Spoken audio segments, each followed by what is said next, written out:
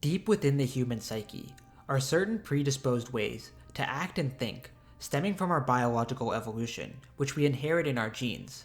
These are known as archetypes, and while their main purpose is to help us deal with typically occurring situations, they also make an appearance in our stories and myths.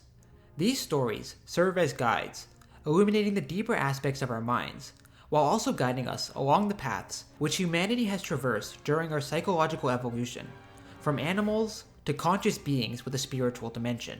And this evolution is far from over. Each new generation of stories re-examines old archetypes, but places them in a new context, deepening our understanding of the human mind, while also forging new paths for us to traverse. The novel Dune by Frank Herbert is one such story. This classic sci-fi work is a masterpiece of reiterating familiar archetypal themes, and it is as much a potent examination of human psychology as it is an epic tale of revenge, set amidst a future in which humanity has pushed itself to the very limits. Like every new story, Dune doesn't merely recapitulate archetypal themes, but evolves them and takes them further. The story of Paul Atreides and his journey on Arrakis isn't just a retelling of the hero's myth, but rather it explores what it means to be the chosen one, and to tightly grip people through their unconscious minds to the point of fanaticism. In this sense, Paul is both a hero and a villain. The result is one of the greatest and most inspirational science fiction works ever devised, which, when analyzed from the perspective of depth psychology, reveals much about the nature of consciousness, the unconscious, and the relationship between them. Psychological evolution is at the heart of Dune. Each page is brimming with a complex analysis of the intricacies of the human mind, emphasizing the mind's extraordinary capacity to transcend its own limits and become godlike. In fact, I would say that the main theme of the book is exploring what it means to be a living god. I can't overstate how incredible this book is, especially from a psychological perspective, which is why I've decided to produce an in-depth analysis of the archetypology of Dune. While I will discuss many important aspects of the plot, this video will not be a complete plot summary, since there is no way I can do the whole book justice. So if you haven't read the book or watched the movie, I would encourage you to do so, since it will help you to appreciate just how incredible Paul Herbert's sci-fi classic really is. Without further ado, let us dive into the archetypology of Dune. Dune takes place in a future where humanity has spread to thousands of new worlds, and has evolved considerably in order to survive in new environments. In this future, artificial intelligence has been eradicated during an event known as the Butlerian Jihad, where the fear of artificial minds replacing human minds led to their total destruction. In the aftermath of this event, humanity was forced to adapt quickly, and instead of computers, began using their own minds as a substitute, becoming human computers capable of immense feats of computation and prediction. In order to navigate the stars, human computers, known as Spacing Guild navigators, use their minds to calculate a trajectory through deep space. Doing so requires a rare drug known as the spice melange, a substance which is central to Dune's story, and which, as will soon be shown, is highly symbolic. This substance is only known to grow on the planet of Arrakis, a desert wasteland inhabited by the Fremen, natives of Arrakis who have been there for thousands of years, isolated from the rest of humanity. Spice mining on Arrakis drives significant competition throughout the galaxy, since space travel is impossible without it. Each planet is ruled by a great house, and each great house is ultimately ruled by the Padishah Emperor, the supreme ruler of all of humanity across the stars. The story begins on the planet Caladan, ruled by the great House Atreides. As the heir of House Atreides, Paul, pretends to sleep, he overhears a conversation between his mother and the Reverend Mother Gaius Helen Mahayam. Both Paul's mother and the Reverend Mother are members of the Bene Gesserit, a secretive order of women who are attempting to breed a superhuman known as the Kwisatz Haderach, and through their conversation, Paul learns that he may be this superhuman. The Reverend Mother, however, is keen to prove that Paul isn't the Kwisatz Haderach. The Reverend Mother is, as her name alludes to, a symbol of the Great Mother. The Great Mother motif is an archetypal symbol with a light and dark side, and while Paul's own mother represents the light side, the Reverend Mother represents the dark side. If you have seen my video on the psychology of the Great Mother symbol, you would know that the evil Great Mother confronts the hero and attempts to obliterate his consciousness and autonomy. This devouring symbol represents the independent human consciousness being absorbed by the animality of the unconscious mind, and the evil mother is an agent of this development. As Eric Neumann wrote in The Origins and History of Consciousness, the overwhelming might of the unconscious, i.e., the devouring, destructive aspect under which it may also manifest itself, is seen figuratively as the evil mother, whether as the blood-stained goddess of death, plague, famine, flood, and the force of instinct, or as the sweetness that lures to destruction. The Reverend Mother arrived at the home of the Atreides to administer a test to Paul to see if he is truly the Kwisatz Haderach. Paul himself possesses an exceedingly developed level of consciousness, far removed from his animal instincts. Paul sensed his own tensions and decided to practice one of the mind-body lessons his mother had taught him. 3 quick breaths triggered the responses. He fell into the floating awareness, focusing the consciousness, aortal dilation, avoiding the unfocused mechanism of consciousness, to be conscious by choice, blood-enriched, and swift flooding the overload regions. One does not obtain food safety freedom by instinct alone. Animal consciousness does not extend beyond the given moment, nor into the idea that its victims may become extinct. The animal destroys and does not produce. Animal pleasures remain close to sensation levels and avoid the perceptual. The human requires a background grid through which to see his universe. Focus consciousness by choice. This forms your grid. Bodily integrity follows nerve blood flow, according to the deepest awareness of cell needs. All things, cells, beings, are impermanent. Strive for flow permanence within. Clearly, Paul's consciousness transcends most other humans, and in fact, he was genetically designed to possess an extraordinary mind. Despite this highly developed psyche, the Reverend Mother, true to her role as an evil Great Mother symbol, attempts to obliterate his consciousness. The test is simple. Paul is presented with a green box into which he is to place his hand, and he cannot remove his hand until the test is over. If he does, he will be stabbed in the neck with a poison needle, the Gom Jabbar, and will die instantly. A duke's son must know about poison, she said. It's the way of our times, eh? Muskie to be poisoned in your drink. Umas to be poisoned in your food. The quick ones and the slow ones and the ones in between. Here's a new one for you. The Gom Jabbar. It kills only animals. Pride overcame Paul's fear. You dare suggest a duke's son is an animal? He demanded. Let us say I suggest you may be human, she said. The Reverend Mother describes this test as one which distinguishes humans from animals, by which she means those who are gripped by their animality from those who have transcended it. Placing his hand inside the box will subject him to excruciating pain which he must suffer through without withdrawing. As the pain intensifies and the urge to withdraw increases, Paul recites to himself a mantra which has become famous. I must not fear. Fear is the mind killer. Fear is the little death that brings total obliteration. I will face my fear. I will permit it to pass over me and through me. And when it has gone past, I will turn the inner eye to see its path. Where the fear has gone, there will be nothing. Only I will remain. It is true that fear can cause us to revert to our unconscious chaotic selves, being gripped like deer who flee in panic. But overcoming this fear through the sheer will of our conscious minds is the true meaning of courage. One who has mastered himself can use his consciousness to override his instinctual impulse to panic and succumb to fear.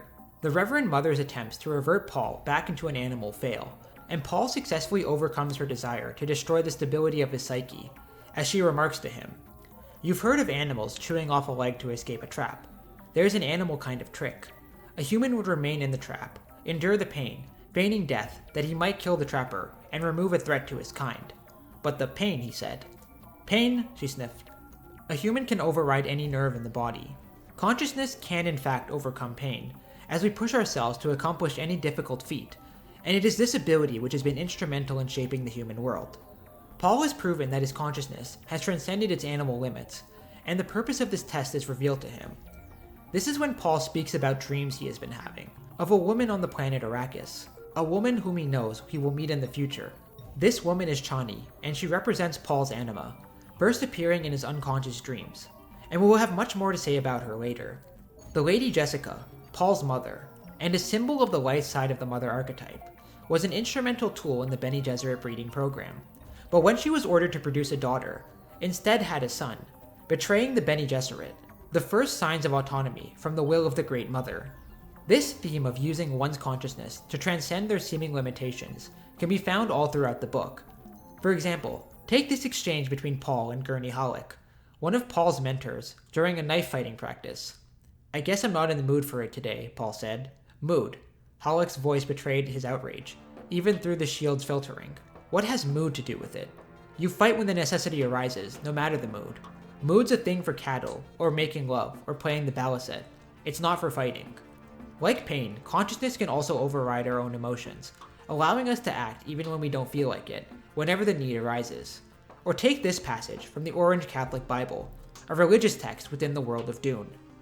Think you of the fact that a deaf person cannot hear. Then what deafness may we not all possess? What senses do we lack that we cannot see and cannot hear another world all around us? The book refers over and over again to a higher consciousness capable of becoming aware of things beyond our biologically endowed sense perceptions. The House Atreides, led by Paul's father Leto Atreides, was ordered by the Emperor to take over the fiefdom of the planet Arrakis, the desert planet known as Dune. Arrakis was previously governed by the Harkonnens, who also happened to be the Atreides' arch-rivals, and who are scheming to destroy Paul and his father. On Arrakis, the Harkonnens persecuted the local people, the Fremen, believing them to be little more than uncivilized barbarians. The Atreides arrive on Arrakis, hoping to present themselves as better leaders than the Harkonnens. It isn't long before the Harkonnen plot comes to full fruition, and the Atreides are betrayed from within. Leto is killed, while Paul and his mother Jessica manage to escape into the desert. The Lady Jessica, like her son, also possesses an advanced consciousness, mentally preparing herself for the hostile climate. How the mind gears itself for its environment, she thought, and she recalled the Bene Gesserit axiom. The mind can go in either direction under stress, toward positive or toward negative, on or off. Think of it as a spectrum, whose extremes are unconsciousness at the negative end, and hyperconsciousness at the positive end. The way the mind will lean under stress is strongly influenced by training. Arrakis is a hostile wasteland, where only a few forms of life manage to survive. It is also the one place where spice melange can be harvested. The archetypal significance of the desert is something we have discussed before. Deserts are lands of deprivation, where only those with strong wills are able to survive. It is in an environment like the desert, in which our humanity is tested, since one can easily lose themselves to chaos, and the deserts of Arrakis possess many secrets. Jesus, whom Paul parallels in many ways, spent 40 days in the desert, where he encountered the devil, essentially his dark side and a manifestation of his primitivity. The extreme conditions of the desert and lack of water often cause people to encounter hallucinations, which are manifestations of their own unconscious minds, and the character Liet Kynes experiences hallucinations of his father while stranded in the desert. Muhammad, another figure whom Paul parallels, also experienced hallucinations in the desert, and through such hallucinations founded an empire, which dramatically changed the course of history. The desert pushes our consciousness to its extreme limits, but enduring the trials of the desert can make a man great and prove that his will to survive is steadfast, and is superior to his desire to simply give up and die. It is amidst the dunes of Arrakis where Paul and Jessica first encounter the great sandworms of Arrakis. These enormous creatures roam the deserts, always lurking beneath the sand, ready to attack anyone who disturbs the sands, and in many ways play the role which dragons commonly play in mythology. They are seemingly unconscious, snake-like beings, and like dragons, they can be seen as representing the primordial portions of the human mind. This animality opposes our consciousness, but we can't simply get rid of it, since it is a fundamental part of a human being. Union with this other half gives us the symbol of the self-archetype, the union of opposites, of conscious and unconscious. When under the control of the conscious mind, this aspect of our nature can serve us. But if we lose control, it can become chaotic like a wild beast. After escaping from the sandworms, Paul and Jessica encounter a band of Fremen living in the desert. Among them is the woman Chani, whom Paul first glimpsed in his dreams. Paul swallowed. The figure in front of him turned into the moon's path, and he saw an elfin face, black pits of eyes. The familiarity of that face, the features out of numberless visions in his earliest prescience, shocked Paul to stillness. He remembered the angry bravado with which he had once described this face from a dream, telling the Reverend Mother Gaius Helen Mahayam, "I will meet her." Paul later forms a relationship with Chani, and she becomes pregnant with his son. The Fremen are natives of Arrakis, and they have a special connection to the planet. They possess specialized still suits which allow them to recycle the body's moisture, and are necessary for living in the desert. Their religion tells of the prophecy of the Lisan al-Gaib, the son of a Bene Gesserit, who will come to lead them in their fight for freedom. This prophecy isn't a coincidence, but was actually implanted by the Bene Gesserit as a way of controlling the Fremen. We should probably discuss the Chosen One motif, since the Chosen One is, like many other symbols, a symbol of the self archetype. Messiah figures, operating through the self archetype, appear as the saviors of humanity, who come to restore balance to a world gone astray. This idea is extremely possessive, and can lead to fanatical beliefs about the Chosen One, and a blind willingness to obey their every command. The Bene Gesserit implanted this prophecy amongst the Fremen, as a way for the Kwisatz Haderach to control them, and this isn't just a fictional premise. The archetype of the self is incredibly gripping when projected upon a savior figure, as history often shows. Many people throughout history have claimed to be the chosen savior, and by doing so gained immense power and sway over the minds of their followers. The self-archetype, when seen in others, gives such messiah figures an aura of divine legitimacy. Paul, like Jesus, is a symbol of the self-archetype, and even the prophecy of the Lisan al-Gaib is described as following the familiar messiah pattern. The reason this pattern is so familiar is because it originates from within the psyche of every individual. Paul is even aware of the extent to which he is playing a mythical figure in order to sway the minds of the Fremen. Greatness is a transitory experience. It is never consistent. It depends in part upon the myth-making imagination of humankind. The person who experiences greatness must have a feeling for the myth he is in. He must reflect what is projected upon him, and he must have a strong sense of the sardonic. This is what uncouples him from belief in his own pretensions. The sardonic is all that permits him to move within himself. Without this quality, even occasional greatness will destroy a man. Paul represents this archetype in another way as well, one which isn't common in older myths, but is becoming more common today. Throughout the book, it becomes clear that Paul's mind is able to calculate possible futures and see them clearly, giving him the ability to essentially see the future, an ability known as prescient vision. This too symbolizes the self, since conscious awareness gives us predictive power and the ability to act contrary to what the future might tell, and the more conscious one is, the stronger this ability. Humans are creatures that are confined to fate, but the highly conscious individual, especially if he is conscious of himself, may be able to escape destiny's snare. The individuated do possess a refined degree of consciousness of themselves, which is why their wills are often stronger than the average person. Paul's awareness of the future gives him some capacity to shape said future. Prophecy and prescience, how can they be put to the test in the face of unanswered questions? Consider, how much is actual prediction of the waveform, as Muad'Dib referred to his vision, and how much is the prophet shaping the future to fit the prophecy? What of the harmonics inherent in the act of prophecy? Does the prophet see the future, or does he see a line of weakness, a fault or cleavage, that he may shatter with words or decisions, as a diamond cutter shatters his gem with the blow of a knife? It is through these visions that Paul witnesses a horrific future in which the Fremen engage in a jihad against all other planets in the Imperium. Paul, hearing these words, realized he had plunged once more into the abyss, blind time. There was no occupying the future in his mind, except he could still sense the green and black Atreides banner waving, somewhere ahead, still see the jihad's bloody swords and fanatic legions. The fanatical Fremen, gripped by the power of the self-archetype, cannot be stopped, and Paul tries to find a way to prevent this dreadful outcome. The horrifying event of the jihad has also played out in history during the Muslim conquests, and even fairly recently, when Napoleon led his armies against all of Europe. Figures who proclaim to be messiahs can lead their followers to committing any number of atrocities, and such is the immense power of the self-archetype, and those who embody this archetype. Later revelations show that Paul isn't simply an Atreides. His mother Jessica was unknowingly the daughter of the Baron Harkonnen, the main villain of the story and arch-rival of the Atreides, and so Paul himself is a union of these two opposing factions, yet another symbol of the self-archetype, which unifies opposites to produce psychological wholeness. It is always important to remember that a symbol only has meaning when placed within the context of the larger story in which it appears. Paul is a symbol of the self, but only when his entire psychological journey throughout the course of the novel is understood. Paul not only widens his consciousness, but also delves deeply into his own unconscious, to become increasingly mentally fortified. Paul and Jessica live amongst the Fremen, learning their ways and customs, all while plotting their revenge. The Lady Jessica, aware of the Fremen's prophecies, attempts to use them to ensure Paul's place among them. But before Paul can become leader of the Fremen and avenge his father against the Harkonnens, he must prove that he is worthy and is truly the legend of the prophecies. The Fremen are not the uncivilized barbarians which the Harkonnens believe them to be, but possess a rich culture and knowledge of the desert. Unlike those who are shielded from hardship, the Fremen demonstrate a clear mastery of their own minds, and are tough and brave.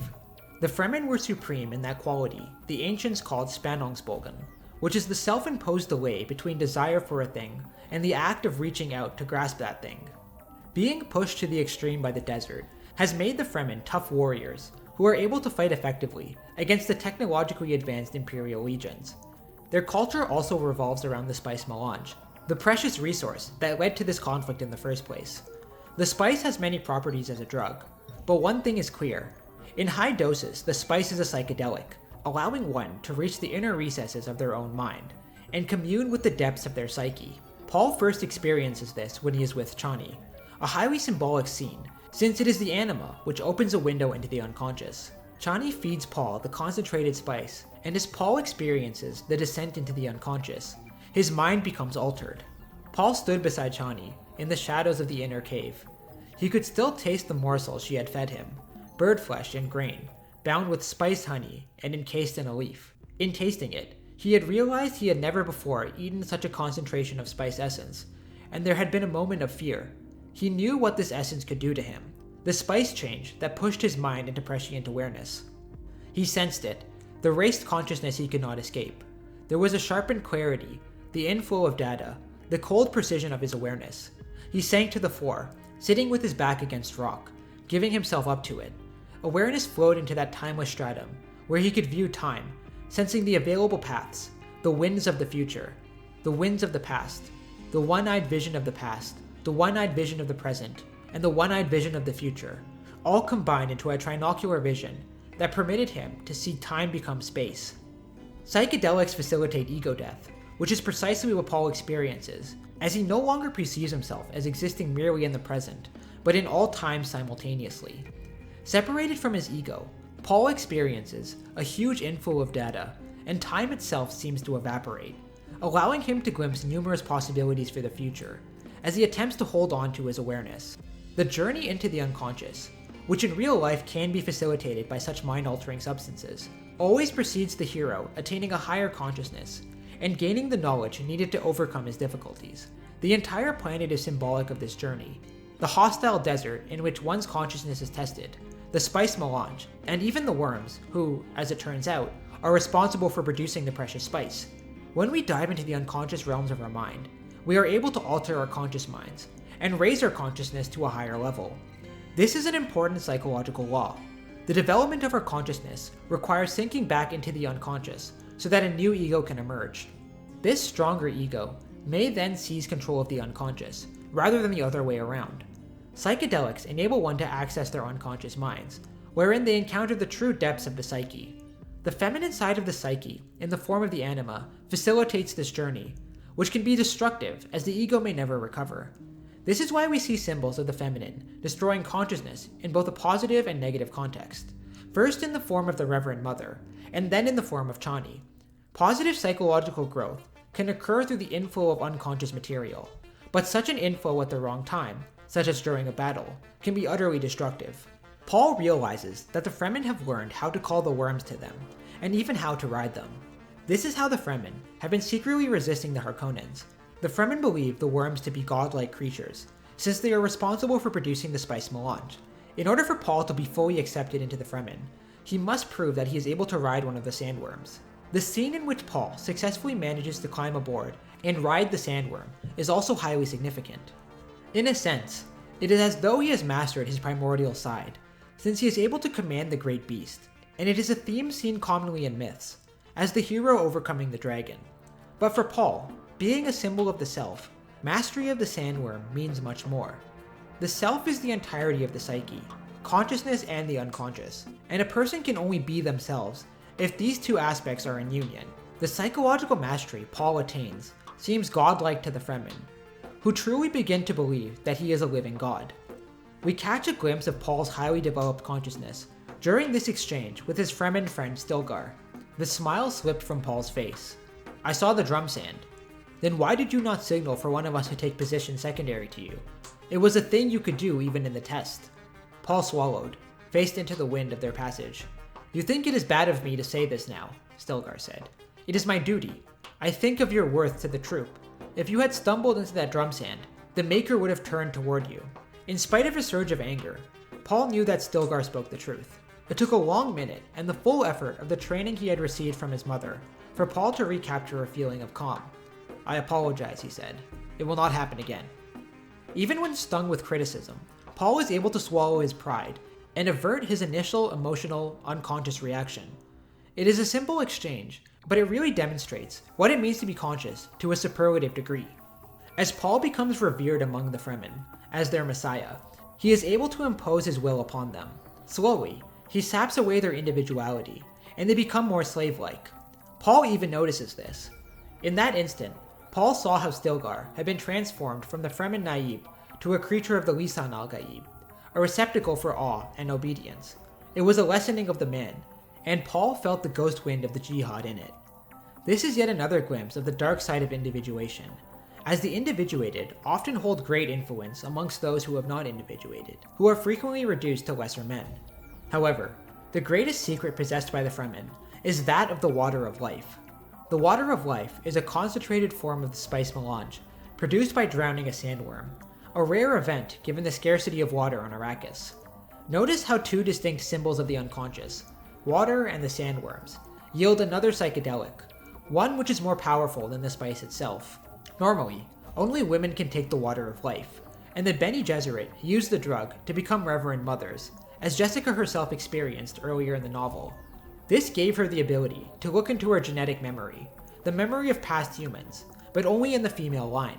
Due to a genetic flaw, men are not able to take the Water of Life without dying, but the Bene Gesserit believe they have fixed this problem by producing the Kwisatz Haderach, who should be able to endure the Water of Life, and be able to look into the male side of his genetic memory. Paul senses that he must take the Water of Life in order to prepare his body and mind for the upcoming battle, and when he does, he enters a deep slumber in which he appears to be dead. His mother, however, knows he is still alive, and calls for Chani, his anima, to help awaken him. And it came to pass, in the 3rd year of the Desert War, that Paul Muad'Dib lay alone in the Cave of Birds beneath the Kiswa hangings of an inner cell. As he lay as one dead, caught up in the revelation of the Water of Life, his being translated beyond the boundaries of time by the poison that gives life. Thus was the prophecy made true, that the Lisan al-Gaib might be both dead and alive. Paul's rebirth is facilitated by Chani, who is able to bring him back to life. This is another role of the anima in the process of psychological transformation. The anima serves as our doorway into the unconscious, but also as our gateway out, and it is the anima which reconstructs the broken ego, which is why Chani is responsible for resurrecting Paul. While he was unconscious, Paul experienced a sense of timelessness, quite characteristic of complete ego death, and it is in this state that he comes to much wisdom about the nature of existence. There is in each of us an ancient force that takes and an ancient force that gives. A man finds little difficulty facing that place within himself where the taking force dwells, but it's almost impossible for him to see into the giving force without changing into something other than a man. For a woman, the situation is reversed. These things are so ancient within us, Paul said, that they're ground into each separate cell of our bodies. We're shaped by such forces. You can say to yourself, yes, I can see how such a thing may be, but when you look inward and confront the raw force of your own life unshielded, you see your peril. You see that this can overwhelm you. The greatest peril to the giver is the force that takes. The greatest peril to the taker is the force that gives. It's as easy to be overwhelmed by giving as by taking. These insights by Paul are astonishing from a psychological perspective, and very difficult to understand without a background in depth psychology. A man experiences the force which takes as his own animus, essentially as masculinity, which, through the conscious mind, grips and seizes. However, the force that gives, the anima, is unbearable for a man to experience without being transformed, as it is painful for a man to experience his feminine side without experiencing the transformation which it inevitably generates. For women, it is the opposite, since their masculinity is difficult to approach and is contrary to their primary psychological function. These forces, which are ancient forces within the psyche, can be overwhelming to experience, and without balance, they threaten to destroy the opposite function. Paul, through the Water of Life, has mastered both of these forces, both the masculine and the feminine, and their corresponding psychological functions. This individuation has effectively turned Paul into a living god, and in fact, he feels burdened by this immense power. Paul consuming the water of life and unifying masculine and feminine within himself assures to all around him that he is without a doubt the Kwisatz Haderach, and is able to look into both masculine and feminine sides of his genetic memory. Paul, having suffered through the trials of the desert, and having experienced death and rebirth, is individuated and is capable of leading hosts of his Fremen into battle. Through his visions, he finds that the Emperor has come to Arrakis and amassed an enormous force to crush them. Additionally, he discovers a way to destroy all of the spice on Arrakis, and realizes that he who controls the spice can control the universe, since all interstellar travel is predicated on the lucrative spice. With this information, he confronts his enemies, using the Great Sandworms to annihilate the armies of the Harkonnens and the Imperial Legions. After winning the battle, he confronts his adversaries directly, including the Reverend Mother, whom he met before his journey on Arrakis.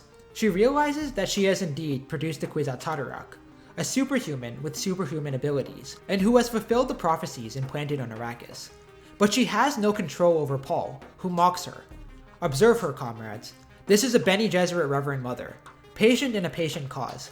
She could wait with her sisters 90 generations for the proper combination of genes and environment to produce the one person their schemes required. Observe her. She knows now that the 90 generations have produced that person. Here I stand, but I will never do her bidding. At last, Paul asserts his independence from the Great Mother, another sign of his psychological autonomy. Through leveraging his ability to destroy the spice, Paul convinces the Emperor to let him marry the Princess Irulan, effectively becoming the Emperor of the universe. Thus, he displaces the old ruling power, and becomes the supreme ruler of all mankind, imposing his will upon others, and with no force from above to repress him, he can be himself. Yet another reason why great rulers symbolize the self-archetype. However, this great victory is marred by the tragedy of the impending jihad, where the fanatical Fremen, having witnessed firsthand a living god amongst them, set out across the universe to convert all people to their new religion, and kill all those who oppose. And Paul saw how futile were any efforts of his to change any smallest bit of this. He had thought to oppose the jihad within himself, but the jihad would be. His legions would rage out from Arrakis, even without him. They needed only the legend he had already become. He had shown them the way, given them mastery even over the guild, which must have the spice to exist. Paul fails to prevent this outcome, and every vision he has tells him of its inevitability. Like Muhammad and the spread of Islam, or Genghis Khan and the Mongols, Paul's Fremen spread across the galaxy with fire and death, forever changing the universe, and breeding a new religion dedicated to the worship of the Lisan al-Gaib, Paul Atreides. Therefore, while this book describes every process in the stage of individuation, it is also a warning for the dangers involved when the wrong person individuates. They can become the center of an entire people, and grip their minds to the point of complete fanaticism. We become obsessed with such individuals because we see in them what we might someday be. Many individuated leaders use their power to wage wars for their own personal glory, disregarding millions for their own vanity. Humans can be gripped by the self-archetype when they see it in somebody else, and those who individuate often become leaders, since their own individuation is seen as a model for others to follow. This is why we admire great men, even in spite of the evils they commit. Despite the epicness of Paul's journey, Frank Herbert's Dune is ultimately a cautionary tale about the dangers of worshipping great men, who appear to embody the self-archetype. Cautionary tale aside, Dune still teaches us many philosophical lessons about the nature of consciousness, and how this consciousness is able to transcend our basic psychological makeup. Through consciousness, humans have become more and more godlike, and as our consciousness evolves, we will gain the knowledge needed to spread across the stars, and push the boundaries of what it means to be human. Thanks for watching. Dune is seriously one of my favorite novels of all time, and I say that only having read it for the first time last year. It was just that archetypally relevant and so philosophically deep about the nature of consciousness that it immediately became one of my favorites. There's still so much I can say about it, but given that this video is already this long, I thought I would just cut it here. Please share this video as I put a lot of work into it, and if you know any Dune fans, please show them this video since it might just give them a new perspective on one of their favorite works. Anyways, I hope you enjoyed. Have a good day, and may good luck always come your way.